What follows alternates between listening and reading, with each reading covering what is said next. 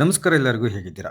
ನಾನಿವತ್ತು ತೊಗರಿಬೇಳೆ, ಅವರೆಬೇಳೆ, ಪಾಲಕ್ ಸೊಪ್ಪು, ಮೆಂತ್ಯ ಸೊಪ್ಪು, ಬೀನ್ಸು ಹಾಕಿ ಒಂದು ಸಾಂಬಾರು ಮಾಡಿದ್ದೆ. ಸಾಂಬಾರಂತೂ ಭಾಳ ಅಂದರೆ ಭಾಳ ಚೆನ್ನಾಗಾಗಿತ್ತು. ನಿಮ್ಗೇನಾದರೂ ರೆಸಿಪಿ ಬೇಕು ಅಂತಂದರೆ ಹೇಳ್ರಿ, ಅದನ್ನು ಹಾಕ್ತೀನಿ. ಈ ಸಾರಿಗೆ ಸಜ್ಜೆ ಮುದ್ದೆ ಭಾಳ ಚೆನ್ನಾಗಿರುತ್ತೆ. ಹಾಗಾಗಿ ಇವತ್ತು ಸಜ್ಜೆ ಮುದ್ದೆ ಮಾಡೋಣ ಅಂತೇಳಿ ನಿಮಗೂ ರೆಸಿಪಿ ತೋರಿಸ್ದಂಗಾಗುತ್ತೆ ಅಂತೇಳಿ ಬಂದಿದ್ದೀನಿ. ನಿಮಗೆ ಸಜ್ಜೆ ರೊಟ್ಟಿ ಮಾಡೋಕ್ಕೆ ಬರಲ್ಲ ಅಂದರು, ನೀವು ಅವಾಗವಾಗ ಸಜ್ಜೆ ಮುದ್ದೆ ಮಾಡ್ಕೊಂಡು ತಿನ್ಬೋದು. ಯಾಕಂತಂದರೆ ಸಜ್ಜೆ ಆರೋಗ್ಯಕ್ಕೆ ಭಾಳ ಅಂತಂದರೆ ಭಾಳ ಒಳ್ಳೆಯದು. ಗೊತ್ತಾಯ್ತಾ? ಭಾಳ ಸುಲಭವಾಗಿ ನಾನು ಮೊನ್ನೆ ರಾಗಿ ಮುದ್ದೆ ತೋರಿಸಿದ್ನಲ್ಲ, ಹೆಚ್ಚು ಕಡಿಮೆ ಹಂಗೇನೆ ಅದೇ ಥರನೇ ಮಾಡೋದು. ಸ್ವಲ್ಪ ಒಂದೆರಡು ಸ್ಟೆಪ್‌ಗಳು ಹತ್ತಿತ್ತಾಗ್ತವೆ ಅಷ್ಟೇ. ಬರೀ ಇದನ್ನು ಹೇಗೆ ಮಾಡೋದು ಅಂತೇಳಿ ತೋರಿಸ್ತೀನಿ. ಇಲ್ಲಿ ಒಂದು ಕುಕ್ಕರ್ ತಗೊಳ್ರಿ, ಅಥವಾ ಮೊನ್ನೆ ತೋರಿಸಿದ್ನಲ್ಲ ಒಂದು ಬಾಣಲಿ ತೊಗೊಂಡ್ರೂ ಆಯಿತು. ನಿಮಗೆ ಯಾವ್ದು ಅನುಕೂಲನೋ ಅದು ತೊಗೊಳ್ರಿ. ಇಲ್ಲಿ ಒಂದು ಅಳತೆ, ನಿಮ್ಗೆ ಯಾವುದಾದ್ರೂ ಒಂದು ಅಳತೆ ಸಜ್ಜೆ ಹಿಟ್ಟನ್ನು ತೊಗೊಳ್ರಿ. ನಾನಿಲ್ಲಿ ಒಂದು ಲೋಟದಲ್ಲಿ ಹಂಗೆ ಹಗುರವಾಗಿ ತುಂಬಿದ್ದೀನಿ. ಜಾಸ್ತಿ ಏನು ಒತ್ತಿ ಒತ್ತಿ ತುಂಬಿಲ್ಲ. 1 ಲೋಟ ಸಜ್ಜೆ ಹಿಟ್ಟನ್ನು ತಗೊಂಡಿದ್ದೀನಿ. ಈ ಸಜ್ಜೆ ಹಿಟ್ಟು ಬರೀ ಸಜ್ಜೆ ಹಿಟ್ಟು ಅಷ್ಟೇ. ಇಲ್ಲಿ 1 ಲೋಟದಷ್ಟು ನೀರನ್ನು ಕುಕ್ಕರ್‌ಗೆ ಹಾಕ್ತಾಯಿದ್ದೀನಿ. ನೋಡಿರಿ, 1 ಕಪ್ಪು ಸಜ್ಜೆ ಹಿಟ್ಟಿಗೆ 1 ಕಪ್ಪು ನೀರು. ಸ್ಟವ್ ಹಚ್ಬಿಟ್ಟು ಸ್ವಲ್ಪ ಬಿಸಿಯಾಗಕ್ಕೆ ಬಿಡಿ. ಅದು ಸ್ವಲ್ಪ ಮಾತ್ರ ಬಿಸಿಯಾಗಿರ್ಬೇಕು. ನೋಡಿ, ಉಗುರು ಬೆಚ್ಚಗೆ ಅಂತೀವಲ್ಲ, ಅಷ್ಟು ಬಿಸಿಯಾಗಿರಬೇಕು. ಜಾಸ್ತಿ ಬಿಸಿಯಾಗಿದ್ದರೆ ಗಂಟುಗಳಾಗ್ಬಿಡ್ತವೆ. ಏನಾದ್ರು ಒಂದು ಪಕ್ಷ ಜಾಸ್ತಿ ನೀರು ಕಾದಿತ್ತು ಅಂತಂದರೆ ಸ್ಟವ್ ಆಫ್ ಮಾಡಿಬಿಟ್ಟು ಅದು ತಣ್ಣಗೆ ಸ್ವಲ್ಪ ಉಗುರು ಬೆಚ್ಚಗಾದ್ಮೇಲೆ ಈ ಥರ 1 ಚಮಚದಷ್ಟು, 1 ಚಮಚ ಇಲ್ಲ ಅದಕ್ಕಿಂತ ಒಂಚೂರು ಜಾಸ್ತಿ ಸಜ್ಜೆ ಹಿಟ್ಟನ್ನು ಅದಕ್ಕೆ ಹಾಕ್ಬಿಟ್ಟು ಈ ಥರ ಹಿಂಗೆ ಇದನ್ನ ಗೂರಾಡ್ರಿ. ಅದು ಚೆನ್ನಾಗಿ ಗಂಟು ಏನೂ ಆಗೋದಿಲ್ಲ. ನೀರು ಜಾಸ್ತಿ ಕಾದಿದ್ರೆ ಪಕ್ಕಾ ಗಂಟಾಗುತ್ತೆ. ಹಾಗಾಗಿ ಉಗುರು ಬೆಚ್ಚಗಿರುವಾಗ ಸಜ್ಜೆ ಹಿಟ್ಟನ್ನು ಅದಕ್ಕೆ ಹಾಕ್ಬಿಟ್ಟು ಚೆನ್ನಾಗಿ ಗೂರಾಡ್ರಿ. ಆಮೇಲೆ ಉರಿಯನ್ನು ಜಾಸ್ತಿ ಇಟ್ಟು ಕುದಿಯೋದಕ್ಕೆ ಬಿಡಿ. ಅವಾಗವಾಗ ಈ ಥರ 2ಕ್ಕೆ 3ಕ್ಕೆ ಗೂರಾಡ್ತಿರ್ಬೇಕು. ನೋಡಿರಿ, ಈ ಕುದಿ ಬಿದ್ದ ಮೇಲೆ ಸರಿಯಾಗಿ 3 ನಿಮಿಷ ಸಣ್ಣ ಊರಿನಲ್ಲೇ ಚೆನ್ನಾಗಿ ಕುದಿಸಿ, ಕುದಿಯೋದಕ್ಕೆ ಬಿಡಿ. 3 ನಿಮಿಷ, ಕಡ್ಡಿ ಮುರಿದಂಗೆ 3 ನಿಮಿಷ ಅಷ್ಟೇ. ಆಮೇಲಿಂದ ಸಜ್ಜೆ ಹಿಟ್ಟನ್ನು ಅದಕ್ಕೆ ಹಾಕ್ರಿ. ಈ ಸಜ್ಜೆ ಹಿಟ್ಟನ್ನು ಹಾಕಿದ ಮೇಲೆ ಸಣ್ಣೂರಿನಲ್ಲೇ 2 ನಿಮಿಷ ಸಾಕು. 2 ನಿಮಿಷಕ್ಕಿಂತ ಜಾಸ್ತಿ ಕುದಿಸೋಕ್ಕೆ ಹೋಗಬೇಡಿ. ಅದಕ್ಕೂ ಮುಂಚೆ ಉರಿನ ಜಾಸ್ತಿ ಇಟ್ಟರೆ ಈ ಥರ ಅದು ಉಕ್ಕಿ ಬಂದು ಒಂದು ಸಜ್ಜೆ ಹಿಟ್ಟನ್ನೆಲ್ಲ ಕವರ್ ಮಾಡ್ಕೊಳ್ಳುತ್ತೆ. ಆ ಥರ ಉಕ್ಕಿಸ್ಬಿಟ್ಟು ಮತ್ತೆ ಸಣ್ಣ ಊರಿಗೆ ಇಟ್ಬಿಟ್ಟು 2 ನಿಮಿಷ ಚೆನ್ನಾಗಿ ಕುದಿಸಿ. 2 ನಿಮಿಷ ಆದಮೇಲೆ ಚೆನ್ನಾಗಿ ಈ ಥರ ಒಂದು ಬಿಗಿಯಾದ ಸೌಟು ತಗೊಂಡ್ಬಿಟ್ಟು ಚೆನ್ನಾಗಿ ಕೂಡಿಸ್ರಿ. ಆಯಿತಾ? ಮೊನ್ನೆ ರಾಗಿ ಮುದ್ದೆ ಹೆಂಗೆ ತೋರಿಸಿದ್ನೋ ಅದೇ ಥರನೇ ಒಂದು ಬಿಗಿಯಾದೊಂದು ಚಮಚನೋ ಸುಚ್ಕೆನೋ ನಿಮ್ಗೆ ಅನುಕೂಲ ಯಾವ್ದು ಬೇಕೋ ಅದು, ನಿಮ್ಗೆ ಯಾವುದು ಪಳಗಿರುತ್ತೋ ಅದನ್ನು ತೊಗೊಂಡು ಈ ಥರ ಚೆನ್ನಾಗಿ ಕೂಡಿಸ್ರಿ ಈ ಥರ ಮುದ್ದೆನ. ನಾನು ಹೆಂಗೆ ತೋರಿಸ್ತಾ ಇದ್ದೀನೋ ಹಿಂಗೆ.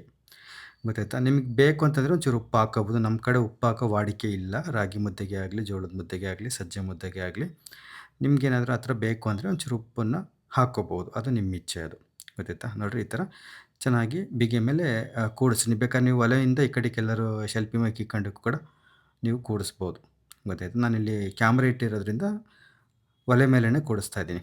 ಆಮೇಲಿಂದ ಯಥಾಸ್ಥಿತಿ ನಾನು ರಾಗಿ ಮುದ್ದೆಗೆ ಏನು ತೋರಿಸಿದ್ನಂಗೆ ಇನ್ನೊಂದು ಮುಚ್ಚಳ ಮುಚ್ಚಿಬಿಟ್ಟು ಒಂದೊಂದು ನಿಮಿಷ, ಆಯಿತಾ? 1 ನಿಮಿಷ ಮಾಗಿಸ್ಬೇಕು. ಆಮೇಲೆ ತೆಗಿಬೇಕು. ಒಂದು ಸಲ ಸ್ವಲ್ಪ ನೀರನ್ನು ಚಿಮುಕಿಸ್ಬೇಕು ಹಿಂಗೆ. ಇದು ಸಜ್ಜೆ ಏನಾಗುತ್ತಪ್ಪ ಅಂತಂದರೆ ಪ್ಲೇಟ್ ಮುಚ್ಚಿದ ಮೇಲೆ ಸ್ವಲ್ಪ ಗಟ್ಟಿಗಾಗಿರುತ್ತೆ. ಆಮೇಲೆ ಏನು ಸ್ವಲ್ಪ ನೀರು ಚಿಮುಕಿಸ್ಕೊಂಡು ಮತ್ತೆ ಕೂಡಿಸ್ಕೋಬೇಕು. ಹಿಂಗೆ 2ರಿಂದ 3 ಸಲ ಮಾಡಿದ್ರಿ ಅಂತಂದರೆ ಚೆನ್ನಾಗಿ ಒಳ್ಳೆ ಹದಕ್ಕೆ ಸಜ್ಜೆ ಬೇಯುತ್ತೆ. ಆಯಿತಾ?